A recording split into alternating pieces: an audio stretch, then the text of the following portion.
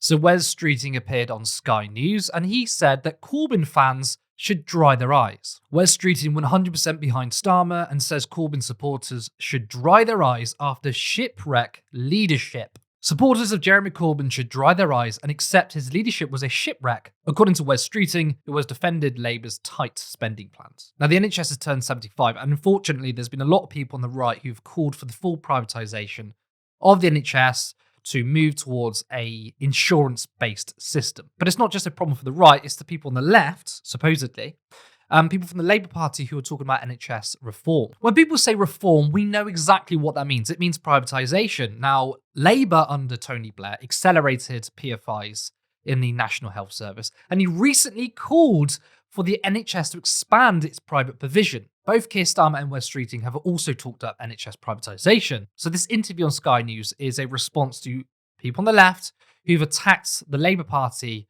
for talking up NHS reform, which is code word for privatisation. He acknowledged there is frustration when Labour is pressed to outline its spending plans, but the answer is either no or not yet confirmed. But that's because we are absolutely determined both to rebuild trust in politics, but also to rebuild stability in the public finances. Labour has promised to build an NHS fit for the future with a focus on reforms and prevention. Now, Streeton also said, look, funding's important, but it's not always just about spending more money. The thing is, though, when it comes to the NHS, it is actually about spending more money. Now, after 13 years of Tory rule, we've had underfunding of the NHS. I've covered this before. Now, year on year, the Conservatives have underfunded the NHS, especially under the Osborne and Cameron years.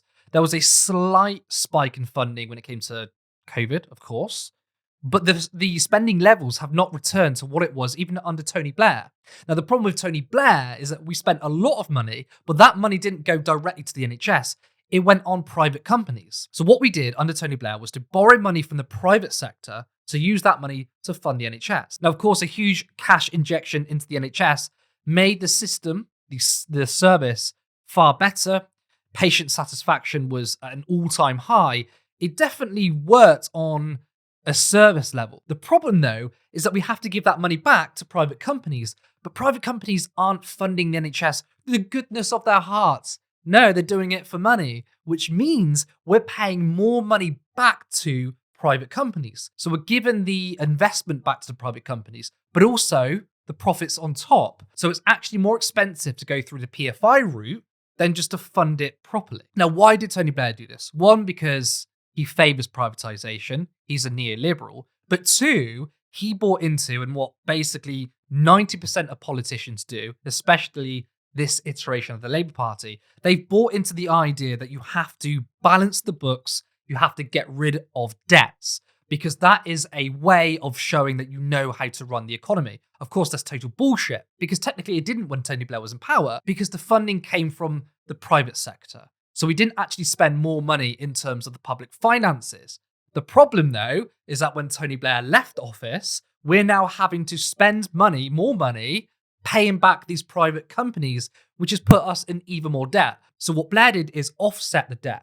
The debt was coming, but it didn't come under him. So he looks really good in all of this. Well, he did, but now we know that Blair is a piece of shit. Privatisation is never a bang for your buck. It's always a rip-off. Just look at Thames Water, for example. It doesn't work. So, of course, people on the left who have championed public services, who have championed the NHS, are the only faction in the country that wants to defend it. We've got the right who want to destroy it, and we've got Blairites who want to privatise it, maybe not to insurance-based system, although I wouldn't put it past them, but they want to have a lot of private involvement. So the left are the only people who have a principled view on the NHS, which works.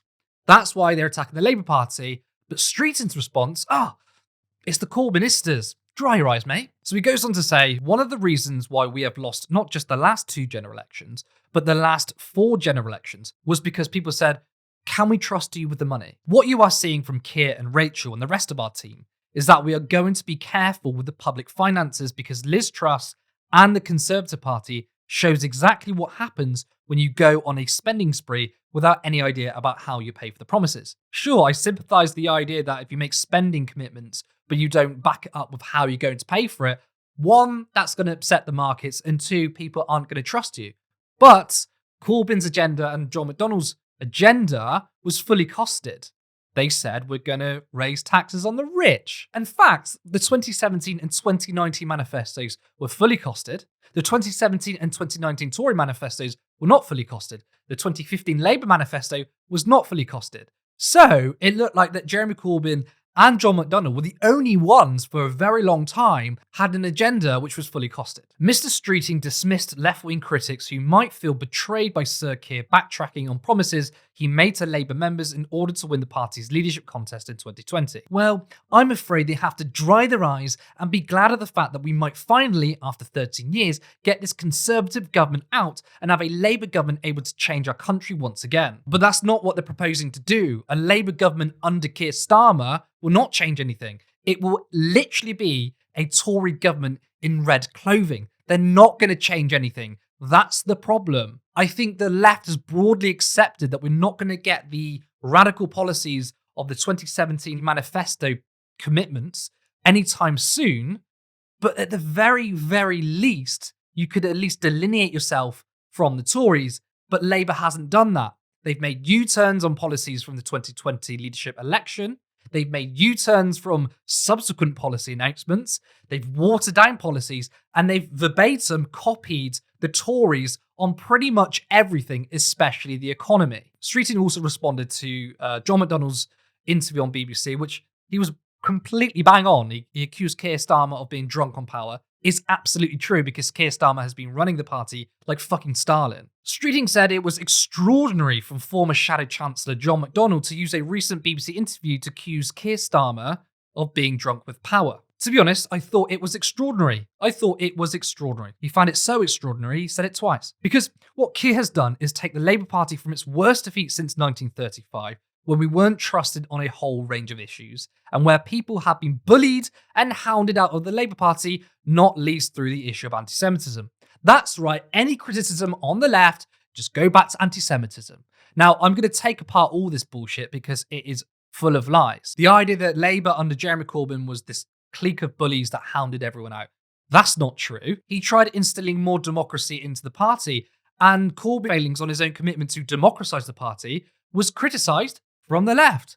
We criticised Corbyn for not bringing in open selection. You have people like Margaret Hodge who were claiming that Jeremy Corbyn was a fucking anti-Semite, yet he did nothing to discipline her. He did nothing to discipline those who engaged in a chicken coup. They tried toppling the twice-elected leader, but no, it's Corbyn and McDonnell and Lotto. They were the ones hounding people at the party. Because I remember back in 2016, they tried, and that's the Labour bureaucracy, tried barring hundreds of thousands of members from participating in the 2016 leadership election because they knew they were going to vote for Jeremy Corbyn. There was also another tactic they did. In order to vote in the leadership elections, you either had to be a member, an affiliated trade union member, or you could pay £3. What they did was raise the costs of £3 to £25, of course, to bar people. They wanted to stitch up elections to get their man in, which was Owen Smith at the time, who was a complete disaster. We've got people like Neil Lawson, who aren't on the left. I've described him as a centrist, maybe he's more centre-left, of Compass. He's been threatened with expulsion. Thousands of people have left or been expelled. More Jewish people have been threatened with expulsion, suspended, or expelled than the last Labour leadership, and he's got the gall to bring up anti-Semitism. No, the Labour Party right now is being run by a hard right clique. Ask most people what they believe the NHS should be, or what the policies of the NHS should be. Should the NHS be funded properly? Majority of people say yes. Should the NHS remove all forms of privatisation? The majority of people say yes. You've got Tory voters, Green voters, Lib Dem voters, Labour voters want the same thing when it comes to broadly the economic agenda of Corbynism. The people who don't want that is the Tory government, maybe Tory members who want to privatise the NHS. They probably don't even believe in the NHS.